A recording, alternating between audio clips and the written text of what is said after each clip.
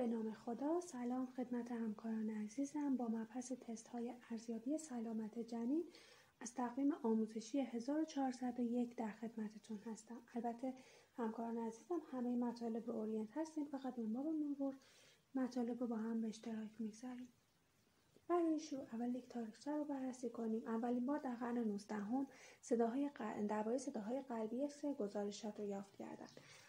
بعد از اون در سال 1957 متوجه شدن که تغییرات EKG میتونه مرتبط باشه با هایپوکسی بودن جنینمون، آسفکسی یا هر گونه آسیبی که به جنینمون وارد شده باشه، حالا یا به خاطر بیماری‌های مادری یا به خاطر بیماری‌های جنینیمون. برای این کار اومدیم بک‌گراند و فیتال فیزیولوژی رو مورد بررسی قرار دادیم. کاهش حرکات جنین، اولیگو یا پلی‌هیدرامنیوس بودن جنین، بیماری‌های قبلی جنینمون، مولتیپل جستیشنال بودن مادرمون، حاملگی‌های پست‌ترم و یا مادر های ریسک مثل هایپرتنشن، GDM، سابقه نوزاد NTD و از این قبیل بیماری‌ها میتونه باعث بشه که جنینمون رو های ریسک کنه و اهمیت بده به ما برای اینکه مورد بررسی قرارشون بدیم و تست های ارزیابی سلامت جنین رو براشون انجام بدیم.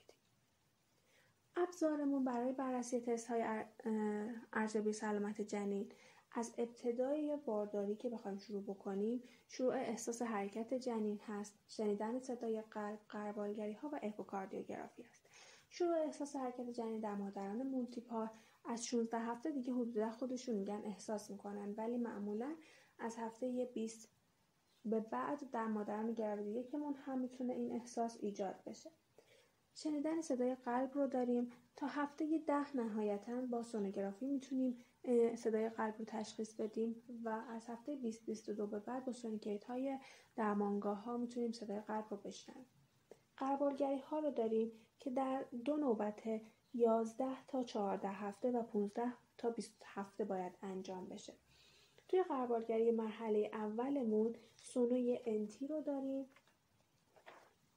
و بررسی فیلیپ تایسجه و پپی که در هفته 11 تا 13 عرض کردم انجام میشه. سونوی انتیمون توش یه انتی به عنوان پرده پشت گردن مینویسه که اگر بیشتر از 2.5 باشه میگیم احتمال سندروم داون وجود داره و یه اندی مینویسه که منظور تیغه بینی هست و اگر که این دیده بشه یعنی سیم بنویسه سندروم داون دیگه نیست. حالا غربالگری که انجام میدیم در هفته 11 تا 13 مربوط به تریزومی های 13, 18 و 21 هست.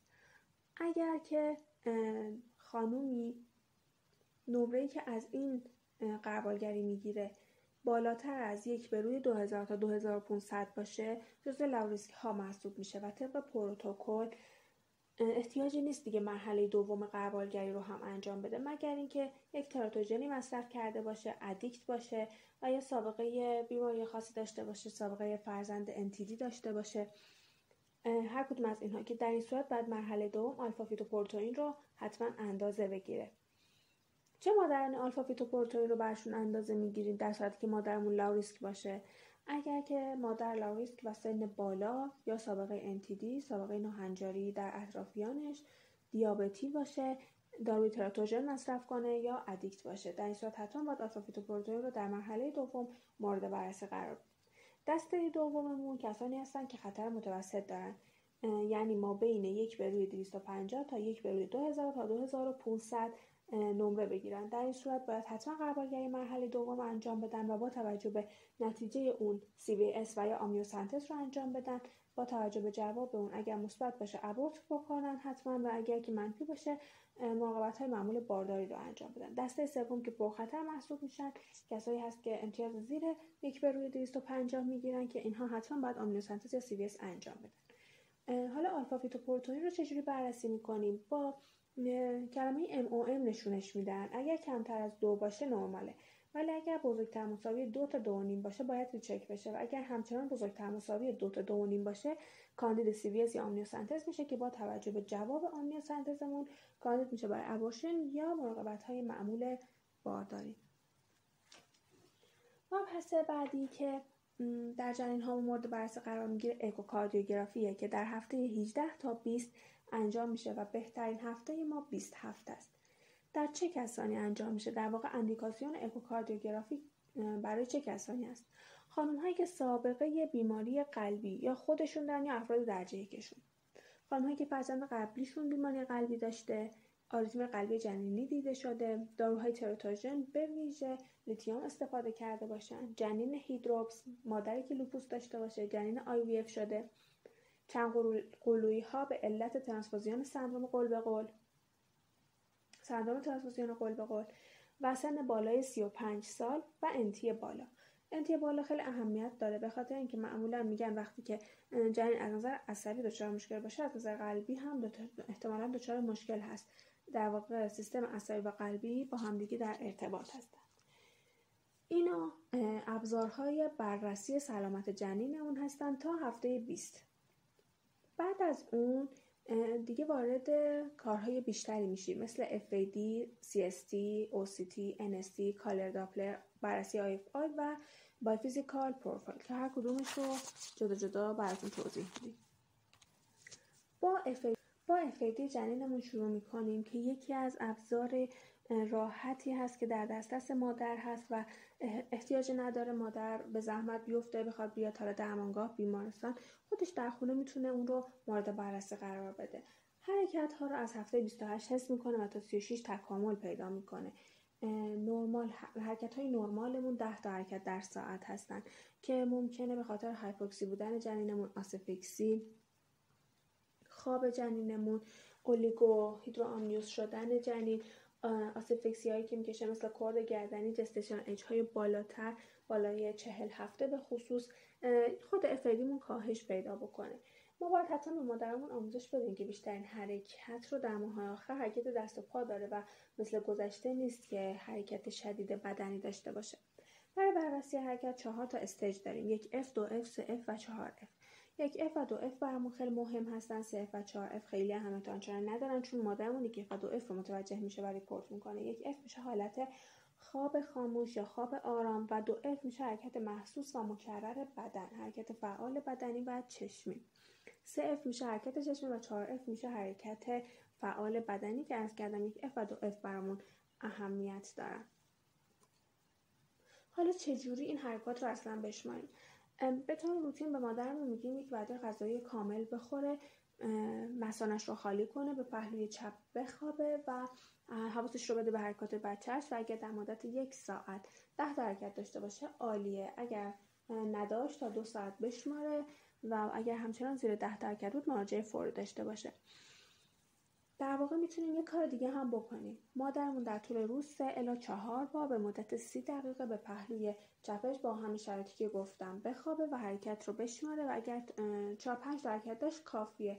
اگر کمتر از 4 تا داشت تا 1 ساعت بشماره، کمتر از 10 تا بود تا 2 ساعت بشماره. اگر دید همچنان کمتر از 10 تاست دیگه باید حتما مراجعه فوری داشته باشه. عرض کردم در ماه‌های آخر بیشتر حرکت دست و پاها رو داریم، مثل گذشته نیست که حرکت جنینمون خیلی شدید باشه. از نظر زمانی معمولا دیدین که مادرها میان میگن که وای از صبح حرکت نداشت ولی معمولا عصرها خوب حرکت میکنه. عصرها حرکت جنینمون بیشتر هست. از نظر پوزیشن مادر معمولا در حالت دراز کشیده و استراحت، چون همه توجهش میره به سمت حرکت جنینش حرکت رو بهتر احساس میکنه. پس بهترش به اینه که درازکش باشه و چه بهتر که به پهلوی چپ خوابیده باشه. مصرف داروهایی مثل نارکوتیک، سیگار، ایندومتاسین، داروهای مربوط به کاموالس و اینها باعث کاهش حرکت جنینمون میشه. اینها باید مد نظر داشته باشیم. و نکته‌ای که دیگه‌ای که هست مصرف گلوکوز هست.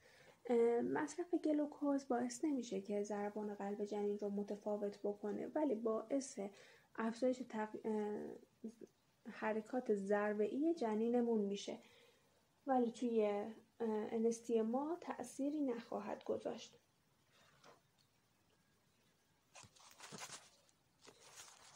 مبحث بعدی که مورد بررسی قرار میدیم بایوفیزیکال پروفایل است.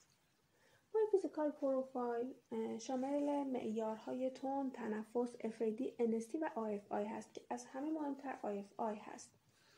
اینها هر کدوم 2 نمره میگیرن و در مجموع باید 10 از 10 بشن. در واقع برگه سونوگرافی که به ما میدن 8 نمره داره که 8 از 8 باید بگیره و NST رو هم در درمانگاه یا بیمارستان میگیریم که بهش اضافه میکنیم و نمره 10 رو میگیره.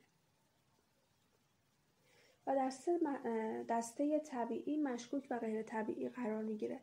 طبیعی نمره 8 تا 10، مشکوک نمره 6 و غیر طبیعی کمتر از 6 هستش.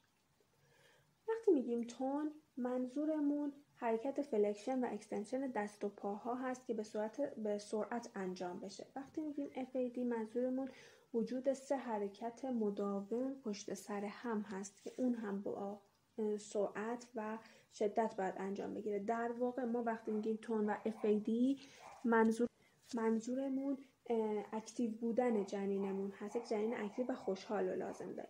NST که حداقل 2 اسلرشن داشته باشه که جلوتر راجعش صحبت میکنیم. IFI حداقل پاکه عمودی 2 سانتی متر و یا IFI بیشتر از 5 سانتی متر داشته باشه و تنفس هم منظورمون حداقل 3 ثانیه تلاش تنفسی مداوم به صورت پشت سر هم داشته باشه. بای فیزیکال به مدت 20 دقیقه باید انجام بشه و حتی به 80 تا 120 دقیقه در نوزادان پرمچور هم ممکنه اتفاق بیفته. حالا عواملی مثل هایپرگلایسمی، هایپوگلایسمی، مصرف داروها، یعنی همه مواردی که در FAD میتونست تاثیرگذار باشه، در بای فیزیکال پروفایلمون هم میتونه تاثیر داشته باشه. میبینیم مادرایی که میرن بای فیزیکال انجام بدن، برمیگردن بخش میگن که دکتر گفته علیرغم اینکه همه چیز خوبه، میزان ایندکس IFIمون خوبه، ولی داره همه چیز رو پایین میخونه. شاید گرسنه است، چیزی بخور، چیز شیرین بخور بیا. جواب این بای فیزیکال وقتی برامون میاد معمولا 2 نمره تنفس رو نمیگیره، چون هایپرگلایسمی باعث ثابت شدن تلاش تنفسی میشه و تنفس رو بهمون 0 میده. در مجموع نمره 8 از 10 میگیره، ولی هنوز در محدوده طبیعی و با توجه به اندیکاسیون های جنینی و مادری تصمیم میگیریم که کی تکرار بشه و آیا NST بیایدی داشته باشه و غیره. حالا آیا همه امتیازهای 8 از 10 نرمال هستن و احتیاج به کار خاصی ندارن که بررسیش میکنیم؟ اگر امتیاز 10 بگیره جنینمون آسفکسی نداره و ادامه مراقبت ها رو خواهیم داشت. ولی اگر امتیاز 8 بگیره، جلوتر هم گفتم براتون IFI و جستشنال ایج خیلی اهمیت داره. اگر IFIمون طبیعی باشه جنینمون آسفکسی نداره و بر اساس اندیکاسیون بررسی میشه. ولی اگر IFIمون کمتر از 5 و یا پاکی کمتر از 2 داشته باشیم باید شک کنیم به آسفکسی مزمن. با توجه به جستشنال ایج اگر بالاتر از 36-37 باشه که ختمش می‌کنیم، ولی اگر زیر 36 هفته باشه باید علت رو بررسی کنیم که اصلا چرا این اولیگو بودن اتفاق افتاده و باعث شده که امتیازمون رو بیاره پایین و بای فیزیکالمون نمره پایینی بگیره. ممکنه به خاطر رپچر شدن، لیک شدن باشه که با توجه به جستشنال ایجی که داریم صبر میکنیم، آنتیبیوتیک میدیم و منتظر میمونیم برای ختم. ممکنه اختلال رشد داشته باشه، مثلا IUGR باشه که من حالا IUGR رو براتون توضیح میدم. اگر IUGR استیج 1 باشه، OB و بای فیزیکال 2 بار در هفته و داپلر 1 بار در هفته براش در نظر میگیریم. 37 هفته ختمش بدیم و NVD کنه. اگر IUGR استیج 2 باشه، داپلر و بیوفیزیکال 2 بار در هفته و NST QD براش در نظر میگیریم.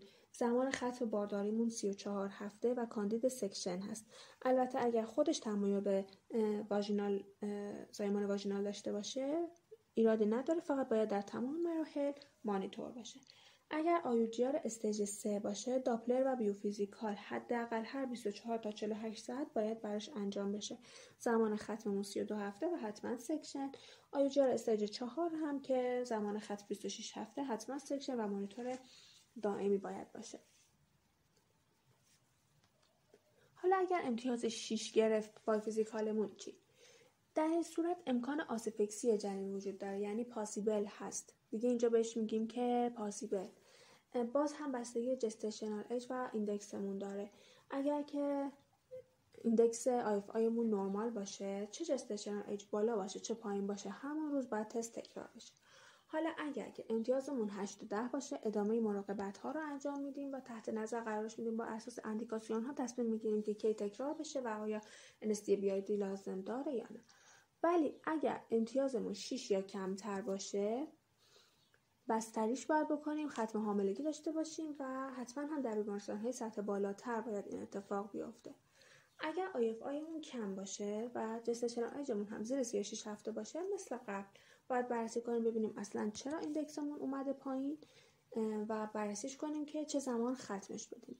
ولی اگر جستشن ایج بالا باشه، همون لحظه بستری میکنیم و در بیمارستان سطح بالاتر ختم میدیم. حالا امتیاز 4. اینجا دیگه احتمال آسفیکسی وجود داره و مادر باید بستری بشه. این دیگه بهش میگن پرابل. جستشن ایج اگه بالای 36-37 بود که سریع ختم میدیم، ولی اگر زیر 36 بود 4 تا 6 ساعت بعد یه بار دیگه تکرارش میکنیم. اگر امتیازمون 8 تا 10 بود، بر اساس اندیکاسیون ها تکرار میذاریم براش و NSTBID میذاریم یا حتی TID و امتیاز 6 یا کمتر داشت، باید سریعا ختم حاملگی بدیم و در بیمارستان سطح بالا باید این کار رو انجام بدیم. اگر امتیازمون هم 0 و یا 2 بود که آسفیکسی جنین قطعی هست و سریعا مادر بستری و ختم باید داده بشه. این هم از بایوفیزیکال پروفایل. ابزار ارزیابی بعدی ما که وارد بررسی قرار میدیم کالر داپلر هست. این سونو از میزان خونریزی، حجم، سرعت جریان خون و میزان مقاومت عروقی ما رو مطلع میکنه. در جنین هایی که کاهش رشد داشته باشن و شک به آیوجیار داشته باشیم، مادرانی که کمخونی داسی شکل داشته باشن، مادران پرکلمپشیمون بیشتر شک میکنیم و کالر داپلر رو بیشتر در اونها انجام میدیم. از هفته 28 تا هفته 30 به بعد بهترین زمان هست برای انجام کالر داپلر.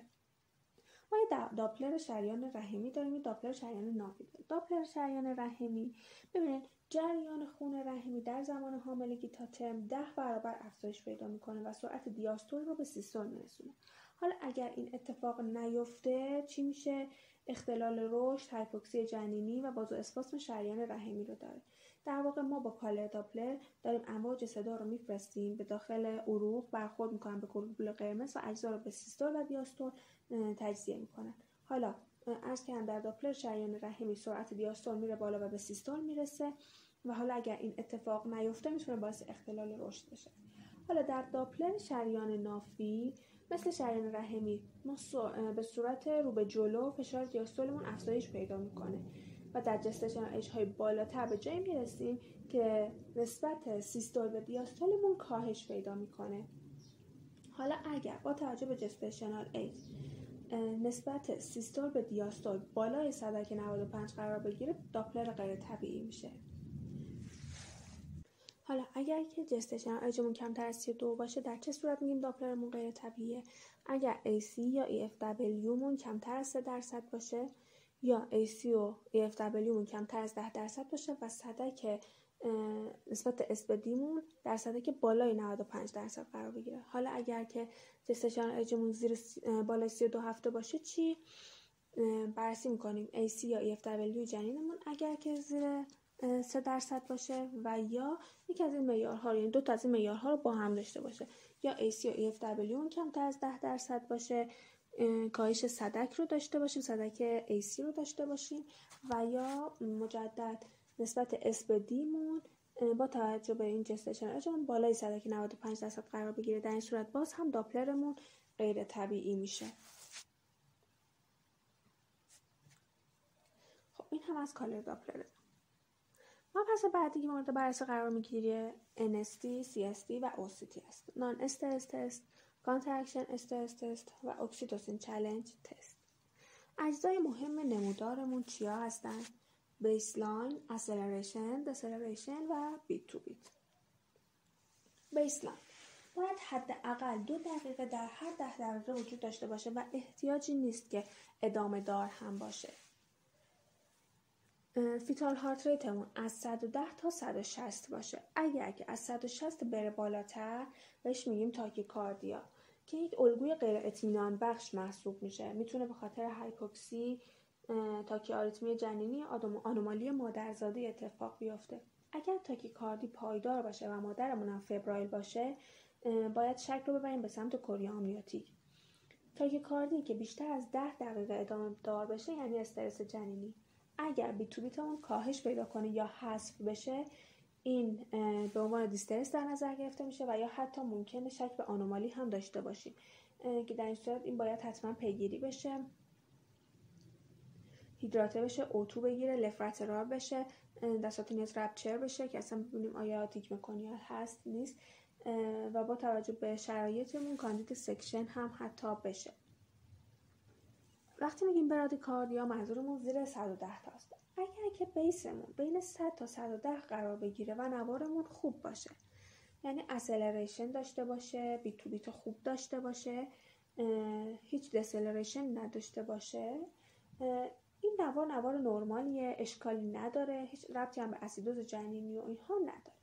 ولی اگر کمتر از 100 بشه میتونیم شک داشته باشیم به نقص‌های حالا مادرزادی و یا آسیب‌های داخل رحمی که داره بر جنینمون ایجاد میشه. اگر شد بین 80 تا 100 بیشتر از 3 دقیقه ادامه دار بود و یا حتی بیت تو بیتمون کم شد و حذف بیت تو بیت داشتیم، این یک الگوی غیر اطمینان بخشه و با یک اتفاق بدی قرار مواجه بشیم که مثل قبل که عرض کردم هیدراته کردنش، اوتوتراپی، لفلاترال و در صورت نیاز حتی رپچر کردن و بررسی شرایط و حتی کاندید سکشن شدن هستش.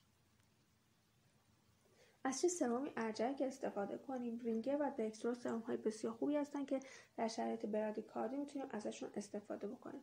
در شرایط تاکیکاردی از رینگر و نورمال سلی میتونیم استفاده بکنیم. حالا بررسی بیت تو بیتمون. بیت تو بیتمون نوسان‌های فیتال هارت ریت در محدوده 5 تا 25 هستش. در واقع بیت تو بیت نشانگر سلامت عصبی و قلبی و سایر ارگان ها هست. هرچی پرمچورتر باشه این تغییر پذیریه یک کمی کمتر میشه، یعنی به سمت این 5 میاد.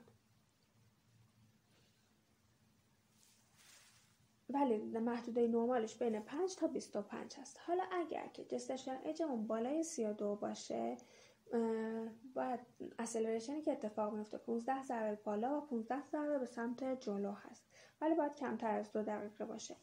اگر هم زیر 32 باشه این عدد به 10 کاهش پیدا میکنه. این که میگم کمتر از 2 دقیقه حتما باشه به خاطر اینه که اگر که طولانی تر بشه در واقع به بیشتر از 10 دقیقه برسه میتونیم دیگه بهش بگیم تغییر بیس و کلا بیسمون رو بالا و پایین میکنه. خب همونجوری که میبینید توی این عکس الگوی اطمینان بخش رو داریم که یه بیسلاین نرمال داره بین 130 تا 140 هست، اسلریشن داره که 15 ضربه بالا و 15 ضربه به جلو رفته و بیت تو بیت های نرمالی داره که در محدوده 5 تا 25 نوسان داره. خب انواع افت ها رو با هم بررسی کنیم. ارلی دسلریشن مهمترین و خطرناکترین افت هامون ارلی دسلریشن ها هستن. ارلی دسلریشن با شروع کانترکشن شروع میشه، اوجش با اوج کانترکشنمون هست و بعد از و همراه با تمام شدن کانترکشن اون هم به بیسلاین افتمون هم به بیسلاین برمیگرده. شایع ترین وقوعش در مرحله اکتیو فاز هست که به خاطر فشار وارد شده بر سر جنین و تحریک عصب واگ معمولا این اتفاق میفته و قدرت این افتمون، شدت این افتمون به قدرت کانترکشنمون کاملا وابسته است که توی عکس هم دارین شروع و پایان این افت رو میبینید. افت بعدیمون لیت دسلریشن هست. لیت دسلریشن با اوج کانترکشن شروع میشه و تقریبا 20 تا 30 ثانیه بعد به اوج خودش میرسه و بعدش هم به بیسلاین برمیگرده. علت اون نارسایی پرفوزیون رحمی جفتی، هایپوتانسیون ناشی از آنالژزی اپیدورال مادر، رحم هایپرتون، اختلال عملکرد جفتی، هایپرتانسیون بودن مادر، GDM بودن، دکولمان و غیره هست. جلوتر با انواع این نوارها آشنا میشیم. همونطور که توی این عکس هم دارین میبینید تقریبا 30 ثانیه بعد از اوج کانترکشن شروع شده و بعدش هم به بیسلاین برگشته. توی این عکس هم لیت دسلریشن رو واضح تر داریم میبینیم. افت بعدی که داریم وریبل دسلریشن. افت های متغیر. این شایع ترین الگوی افت رو داره، به خاطر فشردگی بند نافه، به طور ناگهانی رخ میده و کلاً کمتر از 30 ثانیه طول میکشه و در سیر لیبر ممکنه که این افت ها رو داشته باشیم. ولی که اهمیت پیدا میکنه این افت ها موقعی که ما افت متغیر یا افت دیررس رو داشته باشیم و کاهش بیت تو بیت رو هم داشته باشیم. در این صورت شک به اسیدوز و هایپوکسی شدن جنینمون میکنیم که این افزایش خطر رو داره و احتمال این که جنینمون هنگام تولد ضعیف باشه وجود داره. اگر بیت تو بیت وجود نداشته باشه و افت متغیر یا افت دیررسمون هم خیلی شدید باشه، این دیگه یک علامت شومه. وقتی میگم خیلی شدید باشه، ما میگیم که افت متغیرمون نباید بیشتر از 2 دقیقه دیگه بشه، معمولا کوتاه زود تموم میشه. حالا اگر طولانی مدت بشه، این دیگه نشان دهنده یک علامت شوم هست و باید سریعا پیگیری بشه، مثل حالا مراحل قبل کارهایی که میکردیم. یک الگوی دیگه هم داریم، الگوی سینوسی. یک الگوی نوسانی شبیه سینوس. فیتال هارت ریتمون رو بین 110 تا 160 خواهیم داشت، ولی نوساناتش خیلی دیگه بلنده، بیشتر از اون 25 ضربه که میره بالا میاد پایین، یعنی بیشتر از محدوده طبیعیشه. اسلریشن نداره و علتش هم معمولاً خونریزی جنینی مادری، سندرم ترانسفوزیون قلب به قلب، وازوپرایویا همراه با بلیدینگ، کوریا آمنیوتیک، دیسترس جنینی، انسداد بند ناف، آسفکسی شدید جنینی، خونریزی داخل جمجمه‌ای و غیره هست. این یک الگوی سینوسی هست که میبینید، هم پایینی هم بالایی، که این تغییرات سینوسیمون که میبینید بیشتر از اون 25 ضربه هست.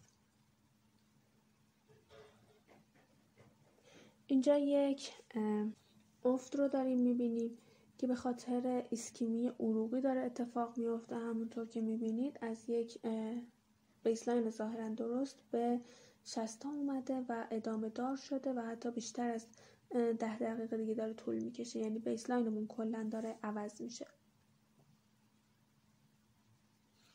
اینجا افت متغیر رو داریم میبینیم که به خاطر گره های حقیقی بند ناف داره اتفاق میفته.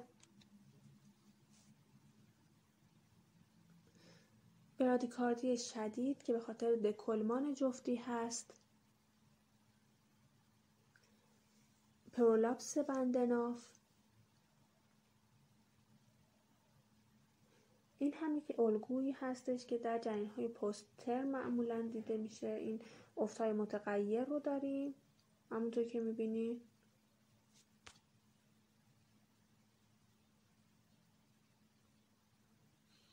افت‌های متغیری که مربوط با مشکلات پنهان در بند ناف هست. ببینید اگر که اینها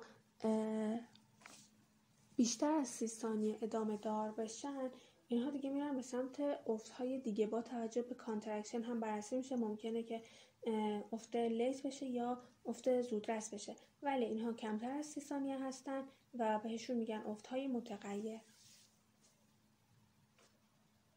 که مجدد میگم برای این نوع قلب‌هایی که نرمال نیستن ما هیدراته کردن، اوتوتراپی، لفت لترال، رپچر کردن، اینها کارهایی هستش که از دستمون برمیاد که جلوی یک واقعه بد رو بگیریم و یا حتی کاندید سکشن شده. مبحث بعدی که مورد بررسی قرار میگیره خاص NST هستش.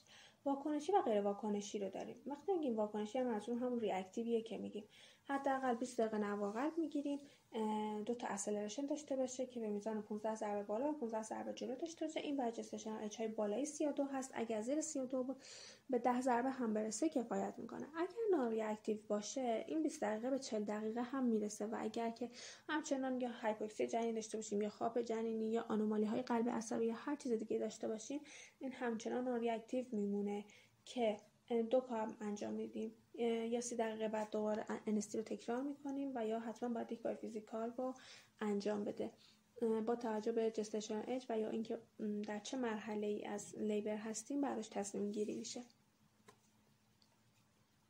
این همونطور که میبینید یک NST نورمال هست، NST که میشود نان استرس تست، بیت تو بیت نورمال، اسلریشن های نورمال و بدون دسلریشن.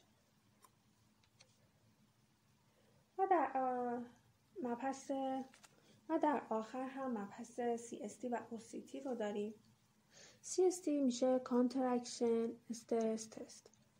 ما CST رو در بالین در بیمارستان موقعی میگیم که مریضمون میاد خودش درد داره و احتیاجی نیست ما از بیرون القای درد داشته باشیم و خودش کانترکشن ها رو خود به خود داره. این ایجاد کانترکشن ها با ماساژ نیپل هم اتفاق میافته که به مدت بازه های 5 تا 10 دقیقه ای 2 دقیقه کامل نیپل رو ماساژ میده و بعد رست میده، دوباره این کار رو شروع میکنه. این باعث میشه که به صورت خود به خود در بدن اکسیتوسین ترشح بشه و باعث ایجاد کانترکشن بشه. اگر که مادرمون حالا چه مشکلاتی داشته باشه که این اتفاق که نباید CST براش انجام بشه، اگر چند قلویی داشته باشه، ریسک بالای پرترم لیبر داشته باشه، نارسایی سرویکس، پلاسنتا پرویا، سابقه سکشن داشته باشه یا جراحی قبلی روی رحمش داشته باشه، نباید براش CST انجام بشه، یعنی اون ماساژ نیپل انجام بشه. مبحث بعدی که داریم اکسیتوسین چالش تست هست. در اکسیتوسین چالش تست ما با توجه به اوردر پزشکیمون حالا طبقه که برای گراوید 1 در نظر بگیریم 10 یونیت اکسیتوسین رو در 1000 cc رینگر میریزیم، با 5 دراپ شروع میکنیم و هر یک رو باید والتارساین مادر رو چک کنیم و دراپ اکسیتوسینمون رو 5 دراپ در 5 دراپ افزایش بدیم. باید حواسمون به نوار OCT که میگیریم از مریضمون باشه. 2 حالت اتفاق میفته، یا OCT مثبت میشه یا OCT منفی. OCT مثبت یعنی این که در زمان کانترکشن ما مشاهده میکنیم که افت داره، این میشه OCT مثبت و سکشن. اگر که OCT گرفتیم و منفی شد یعنی اینکه در کانترکشن ها یک نوار قلب نرمال و درست داریم که در این صورت ادامه میدیم روند لیبر رو تا به زایمان برسیم. حالا چه کسانی نباید OCT بشن؟ کسانی که پارگی کیسه آب دارن و چند قلو هستن، ریسک بالای زایمان پرترم دارن، نارسایی سرویکس دارن، پلاسنتا پرویا، سابقه سکشن و جراحی قبلی روی رحم دارن. امیدوارم که از مطالب استفاده کرده باشید. شما رو به خدای بزرگ میسپارم. خدا نگهدار.